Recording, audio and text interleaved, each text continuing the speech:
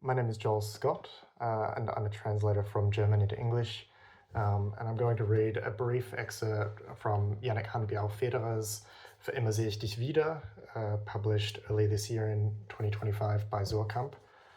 And it's an extremely moving and direct account of the experience of losing a child due to a rare complication in the late stages of a pregnancy, and of the author and his partner's attempt to work through the grief of that awful loss. And I'm just going to read just a brief section from the very beginning of the book. It's already late, but we run to the supermarket. We're having some friends over on Saturday. Charlotte goes through the invite list. I lug the crates into the shopping cart, Coke and Helles, soft drinks and non-alcoholic beers, chips, pretzels, crackers, Pocky sticks.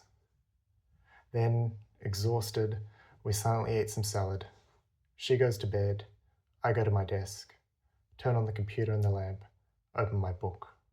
I work until 4. At 4:30, I lie down and am out in a second. I wake up with a start. She's standing in front of me. Something's not right. It's 8 o'clock. Her stomach hurts, she says. Here, not too bad, probably nothing. Maybe gas from the salad or false contractions, strained ligaments. She's going to the doctor, just to be sure. You stay in bed, she says. Are you sure, I ask. Yeah, of course, don't worry. And she walks out the door. Her voice from behind the door. Something's not right. I fling off the covers. She's standing in the hallway. She wouldn't take me, she says. Who? I ask. The doctor, she says. Said I should go to the hospital. Why? I ask. No idea. She looks at her phone. Maybe the practice is full, or she wants to get away on time, start a weekend. I'll take you there, I say. Grab a shirt from the chair, a pair of trousers. Yeah, good, she says, doubles over a little. What is it? I ask. I don't know, she says, grabs her stomach. It hurts, and I feel kind of queasy. We call again. We're heading over, we say. The doctor's assistant says, okay, but it's at your own risk. Man, what's their problem? I say. Yeah, says Charlotte. What's their problem? Then we look for the closest hospital. They don't want us either. No neonatal unit. A dinged up VW Golf in front of us. It's absolutely dawdling. I can't overtake it. It shuffles into the turning lane in slow motion, creeps along the on-ramp, and then merges with the traffic. Charlotte starts to cry as we cross the bridge. He's dead, she says. I can't feel him anymore. He's dead. Stop it, I say.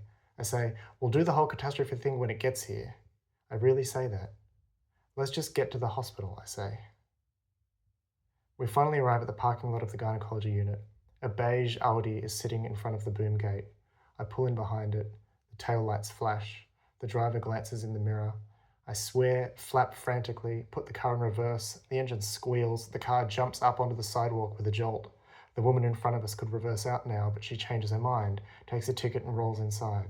I swear some more, shuttle around, crane out the window to press the button, follow her. There are no spots, it's all full. I can't think, I curse and curse. I turn behind the woman in front and go back out onto the street and around the block. Just let me out, says Charlotte as we get close to the entrance again. There's a truck in front of us blocking half the street. A delivery guy pushing pallets off the tailboard. The cars going the other way are squeezing past him. Yeah, I said, okay. She gets out, throws her backpack over her shoulder, her red scarf fluttering above her coat. Somewhere, a car honks. I snake aimlessly through the streets. See a sign, follow it. But the parking spots are fenced off. Construction work. I keep driving. Finally, a spot in front of a shop. I rummage around for change in the front of the machine. I don't have any. A convenience store across the road. I hand the guy a note. Can you break this? He shakes his head. Everyone pays with notes. Always notes, notes, notes. No one has change. Fine, I say. Place a muesli bar on the counter along with the note. He keeps on muttering as he grabs the coins from the till. Notes, notes, notes. My phone rings. Her photo on the screen. I pick up. The man gesticulates with the coins in his hand. Do I need ones or twos? Is this okay? Yeah, that's fine. A stranger on the other end. Sir? Where are you? Where are you? Please come to the delivery room. Please come right away. I still can't think, or my thoughts are all gibberish. I mutter under my breath. I curse, terrified and helpless. take the coins from the counter while the man goes on about notes. I run to the machine, grab the slip of paper from the slot, place it behind the windscreen, lock the car, make a note of the street number I've parked in front of, rush over to the hospital. Later, I tell this story so many times that I actually paid for the parking ticket and placed it inside the car. Even took note of the street number, 42 Zürichstraße. The fact I even looked for a spot instead of just leaving the car outside the entrance, hazard lights flashing, doors open, whatever. Straight ahead, they say at reception. I follow the man's arm, walk down a corridor. It winds through the building, a closed door at the end of it with an intercom. I press the button, say something, it buzzes. Another long corridor, someone pulls me into a room. She's lying there half naked, her pants scrunched up between her legs, stained with blood. She's been bleeding. A doctor next to her looking at a screen in silence, moving a probe over her stomach. All around us people in green and blue. Charlotte looks at me. She cries. She says, he's dead. His heart stopped beating. I cry too, can't see anything. Try to go over to her, but I can't. Someone pulls my backpack from my shoulders, my heavy jacket, pulls me to the side, tells me to stand there. The head doctor speaks slowly and calmly. A hematoma has formed between the placenta and the uterine wall, he says. The placenta detached prematurely, stopped providing our son with oxygen. There is no detectable heartbeat.